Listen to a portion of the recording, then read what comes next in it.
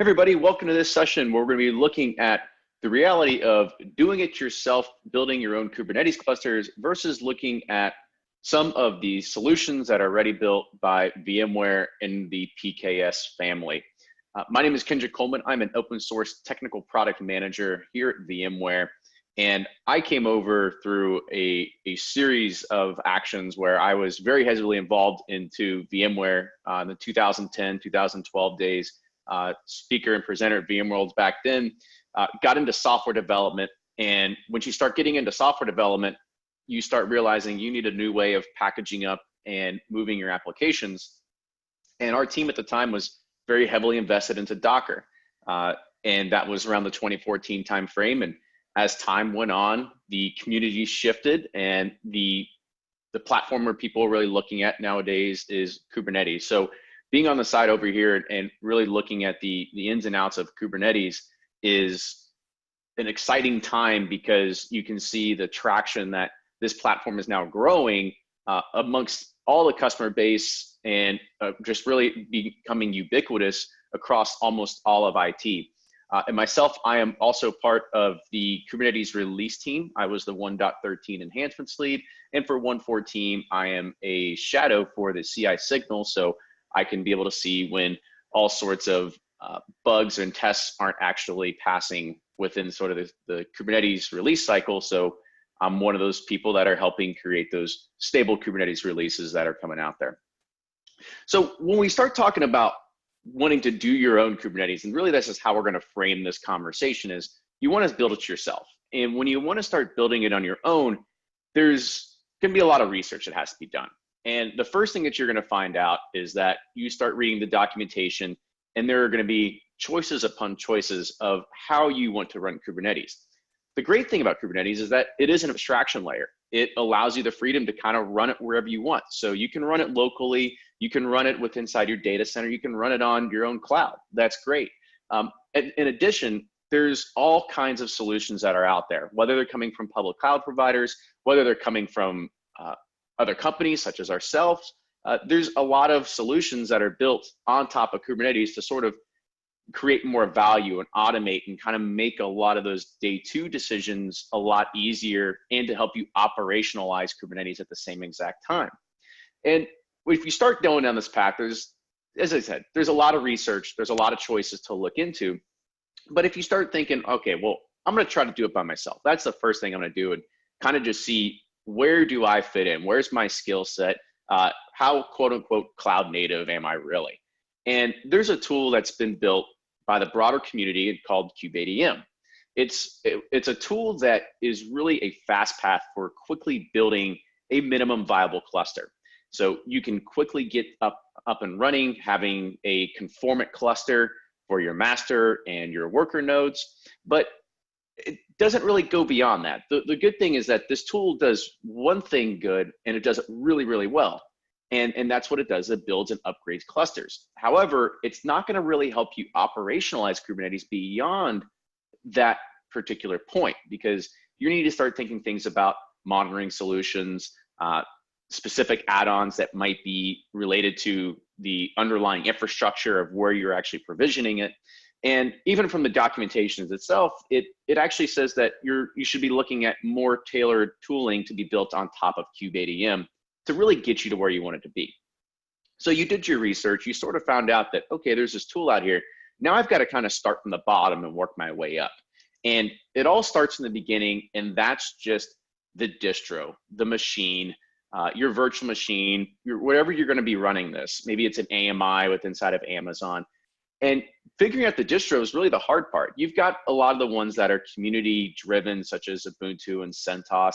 You've got some more commercial supported ones when you're looking at SUSE, or you're looking at RHEL and those other pieces. Then you've got other outliers out there. You've got ones that are really focused on building something that is purely made for the container ecosystem. And so you've got things like CoreOS, you have things like Rancher OS. There's a new one that just came out that's supposed to be just made specifically for Kubernetes, and that's Talos. So even when you're going down this path, you've got to figure out, well, I'm going back to the beginning and figuring out just what is my distro. Now, you might already have that figured out within inside of your organization. You might have a standard distro that you use, and you might even think that you have your golden image ready to go, and it's templated out and it's ready to go. Well, if you don't, and you start figuring out, okay, well, I'll go ahead and start Googling, how do I create an AMI? How do I create a Vsphere golden image or a template?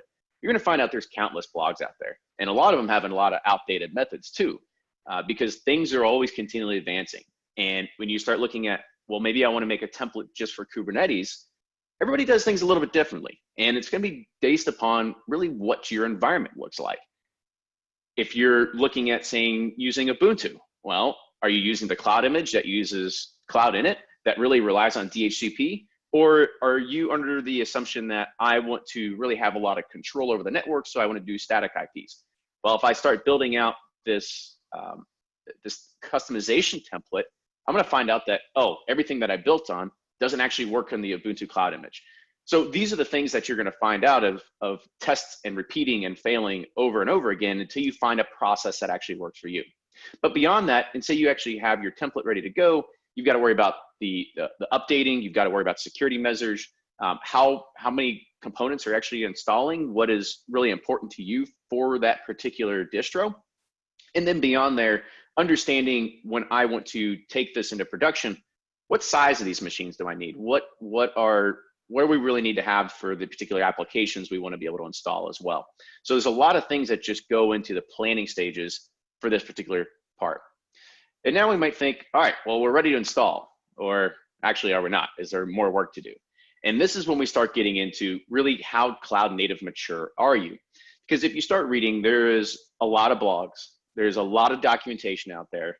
And again, you're gonna run into things where maybe this installation document was great for Kubernetes 1.9, but we're on Kubernetes 1.13.3 now. Is it still the same? And you're going to find out there's a lot of things that change because this is a rapidly evolving technology. And even when you start thinking about the underlying layers, you have to figure out those are the components we need to know. Am I comfortable running Docker? Am I going to choose some other container runtime interface offering that is supported underneath Kubernetes? Is my organization do they have any sort of experience running Docker in production that I can take those lessons learned? Maybe it's from log rotation, or I want a different file system driver and I don't want to use overlay FS. Maybe these are things that you have learned over time and you can operationalize that stuff. Or are you just starting from the beginning and you've got to figure all this out from scratch? And if you are going to be installing all this stuff on your own, you have to understand what are the consequences of just saying, I'm going to install Docker CE or the community edition on here and hope for the best. What happens when I need to do a yum update? What happens to those particular packages? And there's a lot of these other dependency management things you have to think about as well. And then going into the architecture, do you want a single master? Do you want a multi-master? Do you want your etcd servers to be stacked on the masters, or do you want to be managed separately? There's different paths that you have to take with inside of the documentation to figure out exactly which of these components do I really care about, or how do I want to manage them. And if you are going down that multi-master path, you now need to figure out, how do I create and manage the load balancers? I have to have DNS set up. I have to create certificates that are shared amongst everything. And there's even more to investigate even after that. So are we ready to install yet? No, not yet. We still have networking to deal with. And so there's more choices and more things to figure out. So if you go to the Kubernetes documentation today, there's 8 or 9 different components that are up here that there's 8 that you can choose to run out of the box. These are all open source and available networking products that are available, and they're required to have Kubernetes networking between pods, and you have to create your pod to service communication and then your external to service communication. And when you're looking at all these, you actually have to go through and you've got to research the difference between Calico and Flannel and Romana and all these different pieces to understand, well, is there an advantage to having, say, a networked overlay 2 versus saying that I want to have this move up to a layer 3 solution? And those are the differences that you find out of understanding what's going to work well for you and what are you trying to accomplish with the applications you're running with inside of Kubernetes. And beyond that, if you are ready to install, each one of these have special instructions for their installations during the kubeadm initialization or bootstrapping process. And if you are going to operationalize it as well, you have to have tools. What are you going to do when you have an issue and you need to figure out, well, why is the communication stopping? How do I get support for this? And how do I grow beyond X number of nodes or X number of apps? How do I manage this at scale? And even at that point, what is the scaling? What is the point that I can take this if those maximums haven't been figured out for me? So are we ready to install? Not just quite yet. So we still have to worry about persistent storage, because this is where, if you look at Docker Hub and you look at some of the major applications that are out there, 6 out of 10 are actually persistent storage or require some utilization of persistent storage, whether it's a database, Postgres, Redis, or anything like that. They have to have some sort of backing to have their data be stored. And if you look at all the different types of providers that are out there, it's continually evolving in regards of how are you integrating each one of these into Kubernetes and into the process of actually getting it spun up and getting it working. Because today you have the native entry drivers, tomorrow and even now you have the CSI or the container storage interface. So it's a continually evolving model of actually having the drivers themselves. And not only that, each one of these have provider specific configurations of how you are talking to the back end to be able to have those particular components talk to one another. And if you are looking to be able to do this, there's actually relatively few examples on how to do this after a cluster is already initialized, because you would need to go through and change the flags that are running on top of the kubelet, as well as in the manifest, and you've got to reload the daemons, and you've got to restart all the services to try and get this to be initialized. There's a lot of bad documentation out there, and there's few examples with kubeadm that exists, even for the major cloud providers. Just to give you an example, you can go to the Vsphere cloud provider page today, and the documentation is lacking. Maintainers and ourselves were very aware of it, and it needs to get better. But even for the major cloud providers such as AWS, there's one that doesn't exist, and you actually have to go to Scott Lowe's blog to figure out how am I going to load AWS with inside of kubeadm when I'm doing this initialization. So the documentation has room to grow in regards of the cloud providers and really where this is going to go here in the next year or two as CSI becomes a little more prevalent and those native entry drivers are deprecated and taken out of the core Kubernetes code. Now, can we install? Sure, let's go ahead and get it going. But I wanted to give credit to Miles Gray here, who has probably the best install guide to date that kind of gives you an idea of how to use all this. So you can go check it out at blah.cloud. He's got a 3-part series. One is creating your first Ubuntu cloud image for cloning on VMware. As I had mentioned before, this is one thing that I came up with where I realized that it was reliant on DHCP. So I couldn't use it and had to move over to CentOS because my environment relies heavily on static IP addresses. The next part is actually going through and setting up Kubernetes with the Vsphere cloud provider utilizing kubeadm. And we're going to go through that here in a second in the demo. And this really grabs all the details that have been missing from the actual docs. The other addition to here is that it is using Flannel as its networking layer. So use this as a kind of a guide, not to say this is what you should be doing going to production, because there's a lot of things you have to figure out of what's going to work well for your environment. And really use this as a framework or a building point to learn how you can automate those particular components for your environment too. And lastly, the third series talks about using the Vsphere cloud provider to dynamically deploy these volumes, getting your first storage class created and deploying your first applications. So let's go ahead and run over to the demo real quick. So I'm going to come over here, and I've gone ahead and created an install document for my master as well as my worker. So I am going to go ahead and kick these off, and then we're going to look through the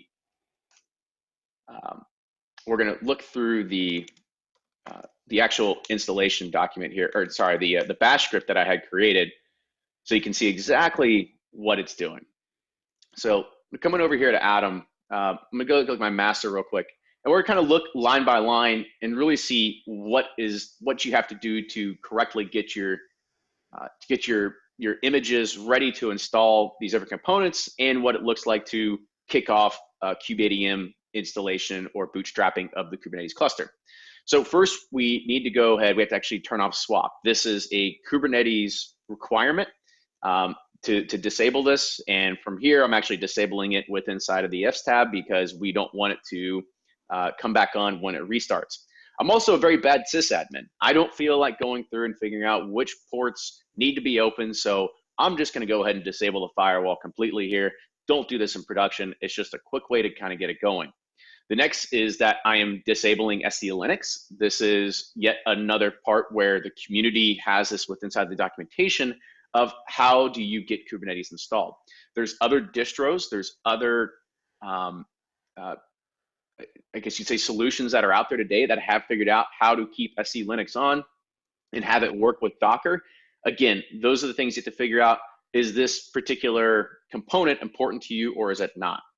When we come down here, we actually have to install Docker. We start off from the beginning here, and there's one piece that I'm adding here. You see this plugin version lock, and we'll talk about that here in a second. Because when I install Docker, I'm installing a particular version. When we get into versioning, it's actually very important because the versions of Kubernetes actually have to match with the version of Docker that's supported underneath of it. And if you're kind of drifting out or drifting away, you're going to run into some funky issues, and you really don't want to get there. And so one of the things I'm doing down here is I'm actually putting a version lock on it. So if I'm a security conscious admin and I want to come into my virtual machines and I want to do a yum update to make sure, get all the latest patches for everything, I want to make sure that I'm not updating Docker with inside here, because I don't want any of that version drift. The next is I'm going to install Kubernetes. I need to get the Kubernetes repo added in here, and I'm going to install my kubelet, my kubeadm, as well as the kubectl command line. Coming down here, again, I'm doing the same thing. I'm version locking these because I don't want any of that configuration drift to happen. Next is coming down into what I call the network stuff. This is just something that we're going to see is needed by Flannel for this particular operating system. Can't tell you why, don't know why, but the documentation calls it out that you have to do this particular portion. Next is getting into the Vsphere configuration file. And this is what kubeadm is going to be looking at, of how it's going to go and connect and contact to my particular cluster, and how it's going to really communicate with it as well. So as you can see, I've got my username here, my password, my virtual center IP address, the data center, what it maps to, and again, going down, then we have our default data store. For here, I'm using my vSAN data store, my resource path as cluster A/resources. Now it says folder here. This folder is actually very important, because if I come over here to my vCenter piece right here, you're going to see that I actually have this Kubernetes cluster, or sorry, this Kubernetes folder already created. This is a requirement by the vSphere cloud provider that it actually, when you provision these templates, they have to put in a vSphere, or sorry, into a particular vSphere folder, so they can be communicated and interacted with appropriately. There's another thing that's also kind of interesting if you're curious about going down this path and you want to know more about the creation process, is that when you create your template or you create your image, you have to actually create an advanced setting, and you have to, let me see if I can find it real quick. Yeah, so within inside here, and we'll go to the advanced setting, and within inside the advanced settings, there's going to be a disk UUID. This disk UUID has to be added into it, and you have to enable it to true. This is going to allow the virtual machine to mount and quickly remove different objects. So now that we have that, we can also see our public network set to K8s. These are just the networks I wanted to talk on. Coming down here, I'm going to start looking at the initialization of it. When I look at the initialization script, or this initialization YAML, I'm adding in a token. This is the token that my master and my workers are all going to use, and this is what they share. And I'm using the vSphere cloud provider, and I'm making sure that my vSphere.configuration file is the one that's being called Same thing here going down further. Coming down even further here, I'm going to reload the daemon, restart the kubelet, and now I get to the part where I'm utilizing kubeadm. And the great thing about kubeadm is it's very simple. It's a one-liner. You're really just saying kubeadm init. I'm specifying my config as this YAML that we have built, and it's off and running. So if we come over here, we can see that at this point, it should be ready to go. And if we do the same thing on the worker, there's really not much difference over here because we're not really running kubeadm yet. We're just getting everything that's needed to build and form this cluster. And I'm putting my kubeadm config here at the similar token. What's happened here is that now I need to go ahead and do the next step. So I'm going to install Flannel. The great thing about utilizing Flannel is that it is a single line. Let me go ahead and sort of clear this off a little bit so we can get towards the top. So it's a single line installation. So when we do this, that's all it took.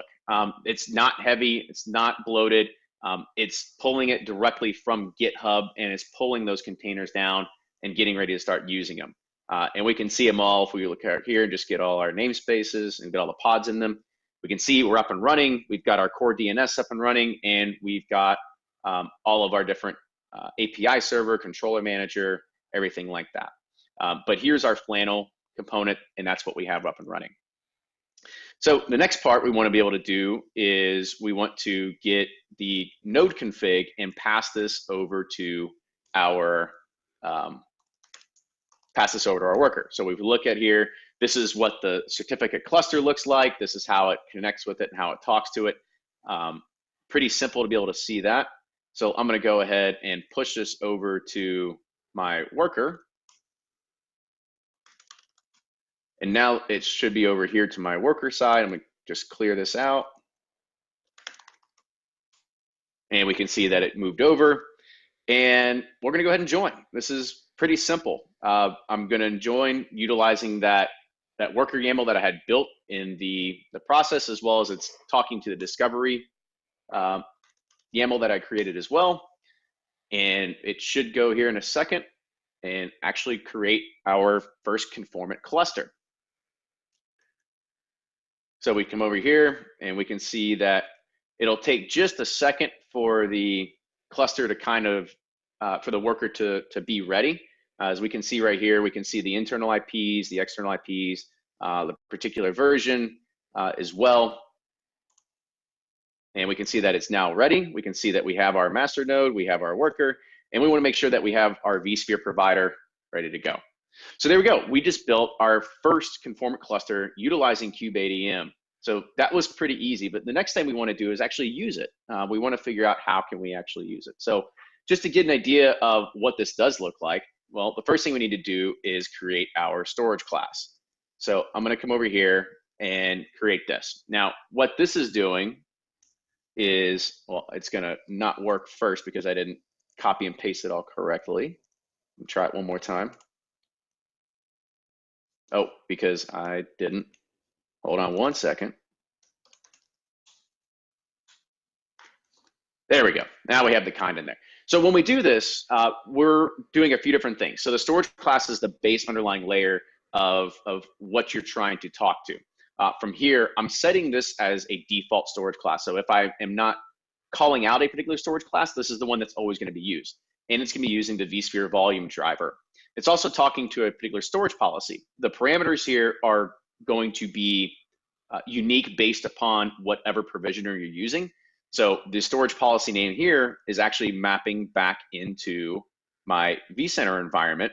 If I go to my policies and profiles, and I can see that my VM storage policies, I have my vSAN default storage policy. So I have that going. The data store, of course, is my vSAN data store.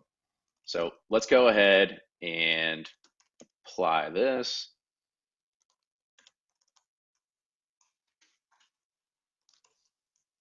So now we've got that created. The next thing I'm going to do is I'm going to create a persistent volume claim. Now, the persistent volume claim is probably the lowest level. It's not a volume as yet, but a persistent volume claim is really what is going to create the volume for us. So here it's going to be pretty simple. We're just going to name it PG store. We're going to set the access mode as read write once. And what that means is that we have multiple hosts. Only one host can actually have a read write lock on it and actually write data to it. This is different than, say, read write mini, where you would have multiple hosts that can read and write to a particular volume. However, that use case is very narrow. It has to be supported by the application. It also has to be supported by the storage provider as well. You can also have things like read-only mini or read-only. So those are the other things that we have available for those particular access modes. The other thing you can see is that we are creating an 8 gigabyte storage volume here. So let's go ahead and we're going to create the PVC. Now, when we did that, we can come back over to our Vsphere client over here. We can go to the storage. We can dig into our vSAN data store. And we'll be able to look into our Kubernetes volumes. It would be called kube vols, I believe, when it wants to come up. Okay, so kube vols, come over here, and we can see that this is what we had just created, PVC F2, F2. We can come over here and say kubectl get PVCs, and we can see PVC F2, F2. So we can see that we created it. Great. That's the step. We know that it's talking to it. How do we use it? What does it look like? So we're going to come over here and get our deployment. So the one thing we're going to create is just a simple deployment. And with inside of here, go ahead and add this in. A deployment always has to have some sort of service aligned to it. This may be a little bit easier to do it like this. So it always has to have some sort of service aligned to it. And so that's where we're putting the port. We're just putting the selector of the app that it's going to basically be talking to. And this app is going to be Postgres. We can see our replicas are here. It's going to be pulling this particular container. We can see that this is again the port, my name, my password, and then the volume mount. This is really what we care about because varlib PostgreSQL is where data is written. And we want to name this the PG storage path. This path then actually maps to this volume called PG storage, which is now mapping to the claim that we had created called PG store. So if we come over here and we're going to do kubectl, well, let me just go ahead and pull it up and we'll say apply or create our PG YAML. So it's going to go ahead, it's going to get started, and I can say get pods. And it's going to take just a few seconds for that container to actually start getting created. And once that happens, we can be able to come over here and we'll be able to see the mount path. And once it starts getting mounted and data start being written, we can actually see that the bootstrapping process for Postgres has already started because the size is already increasing. So once that increase in size happens, we know that it's actually starting to write and use that volume. Great, so we actually did that in a good amount of time there. So what's next? Well, we look at the flow chart and really see how this was built. So we create our master VM, we have to build our template, then we followed all these steps to get our master ready to go. We do the same thing on the worker side. We follow a lot of these steps and we build this sort of conformant cluster. And we have to repeat that step for every single worker node we want to do. And this is just doing a single master. This is not even looking at multi-master and all these other components that you have to build in if you're looking at building that sort of like high availability structure within inside of your master components. Because the big thing you really think about here is we could do day one. We did day one pretty easily. Now we got to start thinking day two, because if we want to move this to production, there's a lot of things that still have to be taken into account. We need to operationalize the entire stack here. We've got to worry about logging. Where do all the logs, not just for our apps, but where do they go for our infrastructure and our control plane? How do we monitor all those pieces too? Because we need to understand if there is a problem with our control plane as well, and how all this ties back in to the infrastructure we're trying to take care of too. We have dependency management. How are we figuring out the integration between all these components, the versions and everything like that going forward? Everybody has their own different security policies. How do we upgrade? KubeADM actually has the ability to perform upgrades, but how hands-on is it? Do you need to touch every single one? Do you need to go through and make this part of your process, and figuring out doing this on the long term? The biggest thing here, what I want to stress, is automated repeatability. We found out that most customers would rather create multiple small Kubernetes clusters than having one big one to manage. And this could be done based on, again, security policies. It could be done based on BUs. It could be done based on types of applications. And so you want to figure out how can you repeat this process over and over again, that it's not going to be taking up a whole lot of your time, and your management of multiple clusters is easily taken care of as well. Also, you have to figure out regression testing. How am I going to make sure that I can do this all the time? And I'll show you this in the next slide, as well as having support when something does go bad. We focus on the core principles of what we want to be able to do, and we have to think of the integration and regression testing of all these different pieces has to be done every 3 months, because that is the cadence for Kubernetes releases. There is, at this time, there is no long-term release of Kubernetes to say you're fine on this for 3 years. That's not the case today. In fact, it's sort of going in an anti-pattern where you sort of have like an N-1 or N-2 sort of support clause from most vendors that are out there. And if you are still stuck on, say, like 1.9 or something like that, figuring out how you're going to upgrade is becoming more and more trivial as you're starting to now getting to the, say, like 1.14 releases. But again, all these are the different components that you have to think of as you are building out this stack and figuring out how do you operationalize it. And not only do you have to just do this on one platform, you have to think about every platform you're going to support. If you do want to run it on Vsphere, but also have workloads in AWS, what does that look like? How often are you testing, and how often are you running these particular tests as well? And that's why we have a way that, depending on where you are in your journey, depending on what your application knowledge is, or how quote unquote cloud native you really are, the VMware Kubernetes portfolio really has something for everybody. So you have the essential PKS side, which is very modular, that allows you to choose your own type of networking, allows you to have a little bit more integrations with your existing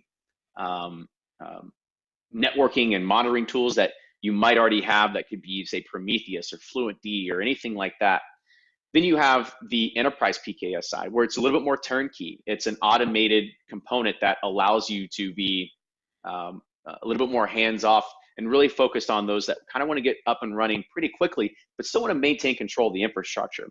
And then you've got the SaaS service of Cloud PKS, where you just want to consume. You want to be able to get up Kubernetes up and running quickly.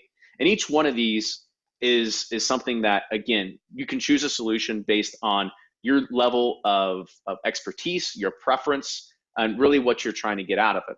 But each one of these is going to have a quicker return on investment in regards of trying to understand how are you going to build it yourself and operationalize it. There's verified updates, so you know that every 3 months or every release that there is something happening on the back end where our teams, they are regression testing, and they're making sure that each one of these are going to provide a better experience for you out of the box. And not only that, is when you test them, you have deterministic capabilities, knowing we understand what are the extents of the features or the enhancements that are supported for these particular releases as well. And when it comes to time for support, you have to make that phone call. Having this repeatable process, knowing that the customer base is always going to be similar but different, the support becomes a little bit more common instead of always having custom one-offs on how everything is built. And having these types of packages means that integration between components, whether it's from the Kubernetes stack all the way down to the infrastructure, and you're thinking of the networking, you're thinking of monitoring and logging and everything that it takes for day two, you can create those tighter integrations. You can automate a lot of it too. And really all this is going to lead to a overall better user customer experience. And so we want to look at the breakdown and a technical aspect of really what does each one of these really provide. Hopefully this table really gets you there. And this isn't to say that one is better than the other. That's not it at all. It's really to look at which bucket do I fit in? What is my operating model? Do I feel like I can build this myself without having to worry about anybody else helping me in building the infrastructure or worrying about day two, and I can have automated repeatability? Or am I more in the essential side where, yeah, sure, I have a custom use case. I want to use GPUs. I want to use these things that maybe don't fit inside of a standard product, but I want some help. I want to use a validated reference architecture. I need some guidance on how do I integrate with my existing Prometheus stack. These are the things that this particular software package can actually help you and build upon that. And when you get further to the right-hand side, you get a little bit more integration with all the pieces. And when you have integration from top to bottom for an entire stack, you're looking at a lot more automated capabilities when it comes to automated cluster creation, when it comes to automated upgrades and patching. This is what you get when you move further to a more tightly coupled and I guess you could say a stack where it's not very as much modular, but instead it's more fixed. And so you know exactly what is going to be repeatable. You know exactly what those capabilities are going to be as well. And so when you start looking down here, know that that's really where it's driving towards. It's not to say that one is better than the other, but in fact, it's just going to fit based on what your in-house expertise is and what your operating model is going to be as well. So let's go ahead and look at Enterprise PKS real quick, and then you can sort of get an idea of what this would look like. And this is actually going to go pretty fast because all I've done here, I've logged into a session where I have I've logged into PKS, I'm ready to go, and then I've got my one-liner here ready to go. So it says PKS Create Cluster. Here's my particular user. I'm going to specify the endpoint, and I'm going to say the plan as being small. And of course, it's going to drop out on me here in a second. Let me see if I can just copy and paste that over. Okay, well, let me just type it out real quick. So I'm going to create this cluster with this user real quick. I guess for some reason it timed out on me. Specify this endpoint once again. And the endpoint is actually very important because that's how you're going to be talking to your particular cluster as well. And the plan, there's multiple plans that you can set up. There's up to like 9 or 10 or 12 plans that you can do. And it's based upon what you want to do. Now, small, medium, large is pretty generic, but you could say I want a plan that has a multi-master. I want a plan that has a single master. I want a plan that has 20 worker nodes. I want a plan that has 2 worker nodes. That's a little bit of the flexibility that the Enterprise PKS allows you to get. And we can already see here on the back end, we can see that it's creating the virtual machines, it's running, it's powering on. This process typically takes somewhere between 15 minutes to 45 minutes, depending on the infrastructure and depending upon how big the cluster that you are going to be able to create.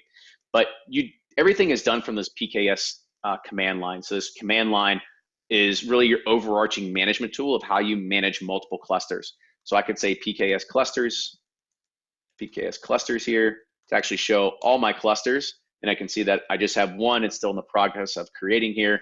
And if I just said PKS cluster and show my cluster, I get a little more of a detailed view of what this looks like as well. I also have the ability to say PKS and resize, and I can resize a cluster very, very quickly and saying I want to add, instead of having 3 worker nodes, say in a small configuration, I want to add another 3 workers. And so what that's going to do is exactly what you think. It's going to create another 3 virtual machines, and it's going to add them into the cluster automatically. So it can do that for scale up and for scale down. Now, it's not to the point where it's doing automatic scaling, such as you would find in, say, like AWS or anything like that. However, this is a manual process where we can actually add in workers relatively quickly and actually very, very easily too. So really other things that I want to get to real quick before we sort of wrap this up is to understand a lot of these components, even inside PKS, are also open source. So now think that I'm this anonymous optimist, and I know how to use Docker. I know how to use KubeADM. I know how to use Kubernetes, and I just found out about Cloud Foundry Container Runtime. That is a component that does a lot of the automation that you just see right here. And if I just buy Nsx T, maybe I just get Enterprise PKS on my own. Just to kind of just show you again, we showed how hard it is to kind of build Kubernetes and operate Kubernetes on your own. If you wanted to try to build Enterprise PKS on your own, that's fine, you can go with it, but there's a lot of things that you have to understand. The Cloud Foundry Container Runtime has a lot of cool things. It has integrated high availability. If a worker node does go down, it has VM healing capabilities where it will go ahead and respawn another worker, or if a worker gets taken down, it'll automatically power back up. And again, it also has upgrading capabilities. However, you have to be pretty savvy with BOSH to know exactly how to install Cloud Foundry Container Runtime and all the dependencies underneath it as well. There's also no integration of Nsx T that's included out of the box. So it's, again, back to a lot of documentation and figuring out how this is going to work and figuring out your resource time and constraints there as well. Then we get into the Vsphere Cloud Provider. We had already kind of touched on it. We looked at how to build it with the KubeADM. But these are the things that you can also think about if you are building with KubeADM, because there are going to be compatibility matrices that are different between each one of them. We didn't really go into it, but you can also figure out individual Kubernetes roles of which ones can actually have access to this. You also have to create a cloud config based on your environment, which we already did, you saw. However, that was actually very, very hard to get there. It took me quite a while, I would say probably 2 to 3 weeks to actually figure out how do I get this mapping to actually function correctly. Again, back to the documentation that always needs a little bit more love. And then when we talk about the bad way that I did it and how I had my username and password in clear plain text inside of that YAML file, it's a bad way to do it. We do have the opportunity to actually use SAML tokens as proper authentication. You could also utilize Kubernetes Secrets. These are 2 different ways that is a much more secure way of making sure that your vSphere usernames and passwords are protected inside of a Kubernetes environment, because that would be a huge black hole if somebody was actually able to take advantage of it too. Next is looking at Nsx T. So if you're not familiar with Nsx T, it is a network-based virtualization that does everything from layer 2 to layer 7. And if you haven't had any exposure to it yet, you're going to have a little bit of a learning curve on how do you operationalize and how to use a software-defined network. But if it comes pre-packaged with it and everything is developed for it, and this is your hook into Kubernetes, there is a container networking interface or a plugin for Nsx T into Kubernetes that automatically creates load balancers, it creates port groups, it creates everything that you need to run Kubernetes effectively and manage it with very tight-grained security as well. And then Harbor is one thing we didn't talk about that is also part of PKS. It is an open source project from VMware, and it's an image registry where it can store, sign, and it scans your content using Claire as a sort of backend engine to actually look for those CVEs and those vulnerabilities that would be resting within inside of your registry. And if you're looking even going down the Harbor route, there's other things to even think of. How do I install it? Do I look at a virtual appliance base? Do I use the PKS tile? Do I want to go build an HA installation and use Helm to be able to do that? And to even use Helm, I got to have my Kubernetes cluster up and running. There's even the architecting, the installation of Harbor takes a lot of time. It takes some thinking and some execution to get it right. And I hope one of the things that I'm kind of showing as a rotating theme here is that there is going to be a lot of trying and failing to get to the point where you want it to be if you're going to go down this path. And so looking at the time, that investment that you can take is really going to be important for figuring out how do I not just the installation and getting it up and running, but how do I operationalize it? How do I continue to use it, till day 365 plus? And so when we look at the enterprise PKS side and you want to build it yourself, these are the things that are missing. And if you want to think about how easy it is to kind of get spun up on something, you have one-click integrations to build clusters, to do upgrades, and you have all the plans to create those sort of customizations. On the control plane side, you have an API available, you have a proxy, you have BOSH that does all the automation for you too.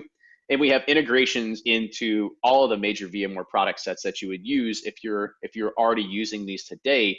It's an easy hook in and a native integration.